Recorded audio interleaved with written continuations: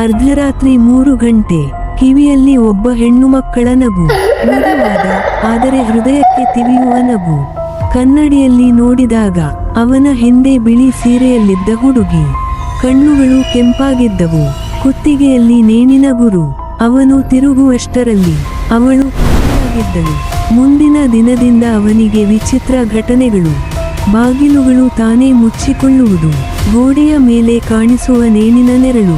ರಾತ್ರಿ ಯಾರೋ ಅನಿಲ್ ಅನಿಲ್ ಎಂದು ಕರೆಯುವ ಧ್ವನಿ. 3ನೇ ರಾತ್ರಿ ಅವನು ಊರಿನ ಹಿರಿಯನನ್ನು ಕೇಳಿದ. ಆ ಹಿರಿಯನು ನಡುಗುತ್ತಾ ಹೇಳಿದ, ಅದು ರಾಧೆ. ಅವಳ ಆತ್ಮ ಇನ್ನೂ ಮುಕ್ತವಾಗಿಲ್ಲ. ಆ ಮನೆಗೆ ಬರುವ ಪ್ರತಿಯೊಬ್ಬ ಗಂಡಸಲ್ಲೂ ಅವಳು ತನ್ನ ಪ್ರೀತಿಯನ್ನು ಹುಡುಕುತ್ತಾಳೆ. ಆ ರಾತ್ರಿ ಅನಿರುದ್ಧ ಮನೆ ಬಿಟ್ಟು ಓಡಿ ಹೋಗಲು ತೀರ್ಮಾನಿಸಿದ. ಆದರೆ ಬಾಗಿಲು ತೆರೆಯಲಿಲ್ಲ. ಹಿಂದೆ ತಿರುಗಿದಾಗ ರಾಧೆ ಅಲ್ಲೇ ನಿಂತಿದ್ದಳು. ಈ ಬಾರಿ ಅವಳ ಮುಖದಲ್ಲಿ ಕೋಪವಿರಲಿಲ್ಲ, ಕಣ್ಣಲ್ಲಿ ಕಣ್ಣೀರು.